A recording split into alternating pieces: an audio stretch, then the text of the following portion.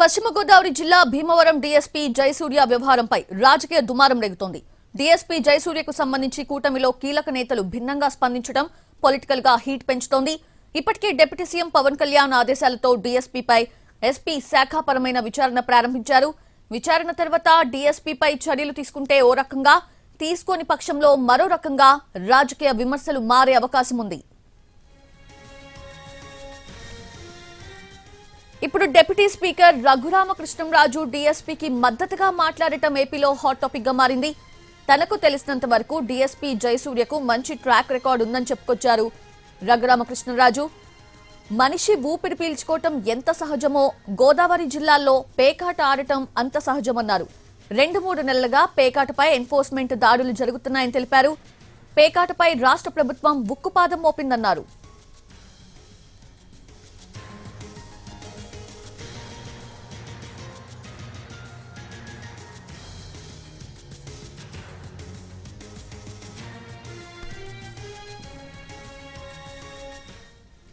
పశ్చిమ గోదావరి జిల్లా భీమవరం డీఎస్పీ జయసూర్య వ్యవహారంపై ప్రస్తుతం రాజకీయ దుమారం రేగుతోంది. డీఎస్పీ జయసూర్యకు సంబంధించి కూటమిలో కీలక నేతలు భిన్నంగా స్పందించడం ఇప్పుడు పొలిటికల్ హీట్ పెంచుతోంది. ఇప్పటికే డిప్యూటీ సీఎం పవన్ కళ్యాణ్ ఆదేశాలతో డీఎస్పీపై ఎస్పీ శాఖాపరమైన విచారణ ప్రారంభించారు. అయితే విచారణ తర్వాత డీఎస్పీపై చర్యలు తీసుకుంటే ఓ రకంగా, తీసుకోని పక్షంలో మరో రకంగా రాజకీయ విమర్శలు మారే అవకాశం ఉంది.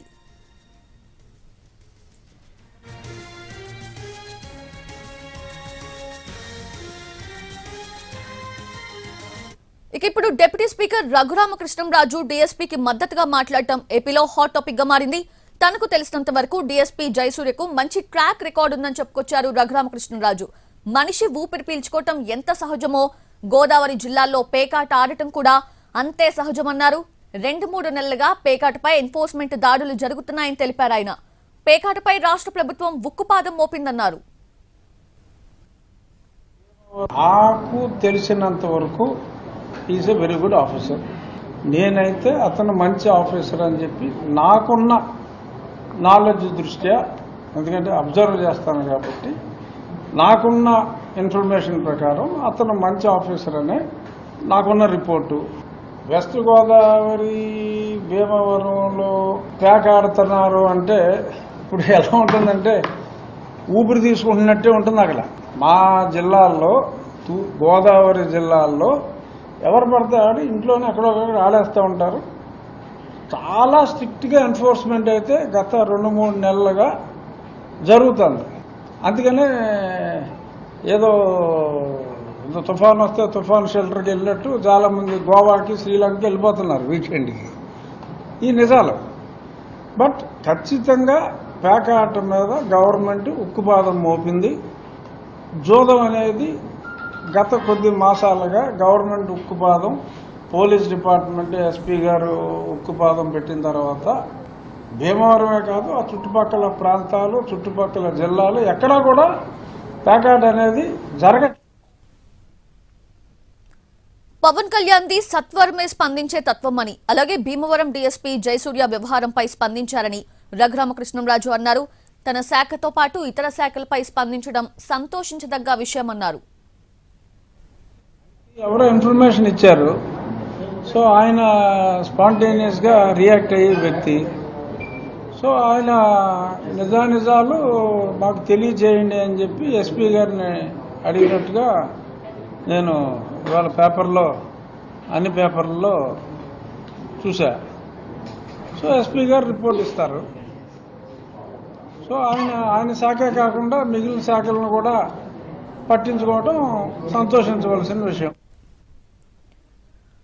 గతంలో డీఎస్పీ జయసూర్య పనితీరుపై కేంద్ర మంత్రి శ్రీనివాస్ వర్మ, భీమవరం ఎమ్మెల్యే రామాంజనేయులు అసంతృప్తి వ్యక్తం చేశారు. భీమవరం పేకాట నిర్వాహకులకు బంత పాడుతున్నారని, సివిల్ తగాదాల్లో వేలు పెడుతున్నారని డీఎస్పీపై అభియోగాలు నమోదయ్యాయి. భీమవరం నియోజకవర్గంలో పందెం రాయుళ్లకు పోలీసులు బంత పాడుతున్నారని కూటమి నేతలు ఫిర్యాదు చేయడంతో deputy CM Pawan Kalyan serious అయ్యారు. ముఖ్యంగా భీమవరం డీఎస్పీగా పనిచేస్తున్న జయసూర్య తన పరిధిలో పేకాట, కోడి పందాల నిర్వహణకు సహకరించడంతో పాటు సివిల్ తగాదాల్లోనూ వేలు పెడుతున్నారని ఆరోపణలు వెల్లువెత్తాయి. అదే సమయంలో డిప్యూటీ సీఎం దృష్టికి డీఎస్పీ జయసూర్య వ్యవహారం వెళ్లింది. ఇక దీనిపై స్పందించిన పవన్ కళ్యాణ్ ఈ వ్యవహారంపై డీజీపీని నివేదిక కోరారు. పేకాట కేంద్రాల నిర్వహణకు కొందరు అధికారులు సహకరిస్తున్నారన్న ఆరోపణలున్నాయి. భీమవరం డీఎస్పీపై ఈ స్థాయి ఆరోపణలు రావడానికి కారణాలు వేరేగా ఉన్నట్టుగా తెలుస్తోంది. భీమవరం చుట్టుపక్కల నియోజకవర్గాల్లో కొంతమంది నేతల అడుగులకు ఆయన మడుగులు ఒత్తుతున్నారన్న విమర్శలు ఎక్కువగా వినిపిస్తున్నాయి. కేవలం కొంతమంది నాయకులు చెప్పిన మాటకు మాత్రమే ప్రాధాన్యత ఇస్తున్నారని, కూటమి ప్రభుత్వంలో జనసేన బీజేపీ నేతలకు ఏమాత్రం ప్రాధాన్యత ఇవ్వటం లేదని విమర్శలు డీఎస్పీపై వినిపిస్తున్నాయి. డీఎస్పీ వ్యవహార శైలిపై గతంలో కేంద్ర మంత్రి వర్మ సైతం అసహనం వ్యక్తం చేస్తూ ఆయనను ట్రాన్స్ఫర్ చేయాలని సూచించినట్టుగా తెలుస్తోంది.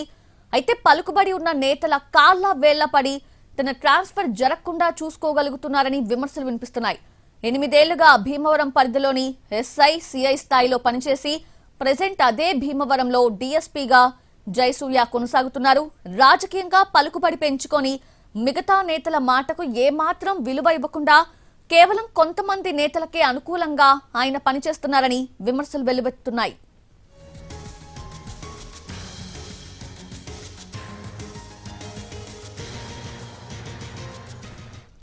ఇక భీమవరం డీఎస్పీ వ్యవహారంపై హోంమంత్రి అనిత స్పందించారు. డిప్యూటీ సీఎంగా పవన్ కళ్యాణ్ డీజీపీని నివేదిక అడగడంలో ఎలాంటి తప్పు లేదన్నారు. నివేదిక ఆధారంగా భీమవరం డీఎస్పీ జయసూర్యపై తగిన చర్యలు తీసుకుంటామని స్పష్టం చేశారు ఆమె. విషయాలు కూడా మా వరకు వస్తాయండి, మా వరకు రాకుండా ఏమి ఉండవు. ఇది జస్ట్ అఫీషియల్ గా వచ్చిన కమ్యూనికేషన్ కింద భావించవచ్చు కదా. ఎందుకు దీనికి ఇంత రాద్దాంతం? మాకు లేని ఈగోలు మీకెందుకు అబ్బా? నాకు అర్థం కాదు. మా దగ్గర కూడా రిపోర్ట్ ఉంది. ఆ రిపోర్ట్ ని బేస్ చేసుకొని మా చర్యలు ఉంటాయి. ఎన్డీఏ కూటమిలో ఏదో రకంగా చిచ్చు పెట్టాలని చూస్తారు. మాకు అండర్స్టాండింగ్ ఉంది, మాకు సమన్వయం ఉంది, శాఖల మధ్యలో సమన్వయం ఉంది. మాకు ఎటువంటి ఈగోస్ లేకుండా మేము పనిచేస్తున్నాం. మా అధికారులు ఎటువంటి ఈగోస్ లేకుండా పనిచేస్తున్నారు. మీకు కావాల్సింది రిజల్ట్, మంచి పరిపాలన. మేమందరం కలిసి మేము పని చేసుకుంటాం అనుకునేటప్పుడు ఇది అంత క్వశ్చన్ అవసరం లేదని నా ఉద్దేశం. కూటమి పార్టీలలో కేవలం ఒక పార్టీ నేతలకు మాత్రమే సహకరిస్తూ జనసేన బీజేపీ కీలక నేతల మాట చెల్లకుండా చేయడంతో డీఎస్పీ పంచాయతీ డిప్యూటీ సీఎం చెంతకు చేరినట్టుగా తెలుస్తోంది. పక్క నియోజకవర్గాల్లో విచ్చలవిడిగా పేకాట, కోడి పందాలు నిర్వహించుకునేందుకు అనుమతులు ఇస్తున్నారన్న ఆరోపణలు సైతం ఉన్నాయి. ఇలా రకరకాల వివాదాలతో డీఎస్పీ జయసూర్య వ్యవహారం ప్రస్తుతం రాజకీయంగా చర్చకు దారితీసింది.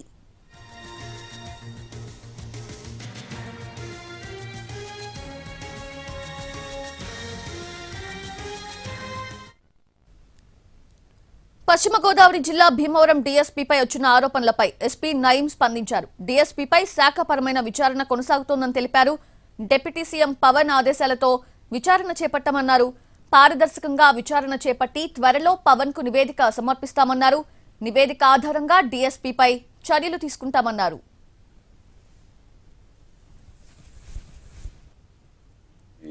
సీఎం గారు నాతో మాట్లాడడం జరిగింది రిగార్డింగ్ దిస్ ఎలిగేషన్. మన ఎస్డిపిఓ భీమవరం జయసూర్య గారి పైన వచ్చింది. So it has reach to surge office also. అక్కడి నుంచి పూర్తిగా ఎంక్వైరీ కోసం అండ్ సెకండ్ థింగ్, అట్లాగే ఈ పరిస్థితి it should not come up. Law and order first priority ఉంది గవర్నమెంట్కి. ఏమైనా we cannot compromise on that. DSPs conduct దాని గురించి ఎంక్వైరీ జరుగుతున్నాయి. So we're making sure that all loose ends are tighten. అప్పటి వరకు we're making sure that he maintains his line and there is no problem to the public or అట్లాగే settlements కానీ gambling జరగదు. So ఏమైనా if anybody has any information regarding that or any settlement విషయంలో ఉంటే నాకు directly call చేయి or put WhatsApp message to me or మనకి email చేయి. We will definitely enquire into properly into all the elements of the enquiry and పూర్తిగా evidence ప్రకారం సాక్ష్యం ప్రకారం ఒక ఎంక్వైరీ రిపోర్ట్ చేసి. భీమవరం డీఎస్పీ వ్యవహారం రాజకీయంగా దుమారం రేపుతోంది. ప్రస్తుతం పరిస్థితి ఏ విధంగా ఉంది? లేటెస్ట్ అప్డేట్స్ తెలుసుకునే ప్రయత్నం చేద్దాం. మా ప్రతినిధి మల్లికార్జున్ అందిస్తారు.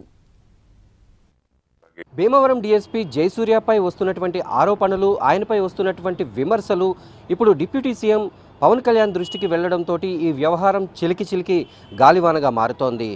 డిఎస్పీ అనధికారికంగా అనుమతులు ఇస్తూ కోడిపందాలు పేకాట్లు నిర్వహించేందుకు అనుమతులు ఇస్తూ అదే సమయంలో ఆ నిర్వాహకుల వద్ద నుంచి పెద్ద మొత్తంలో వసూళ్లు చేస్తున్నారు.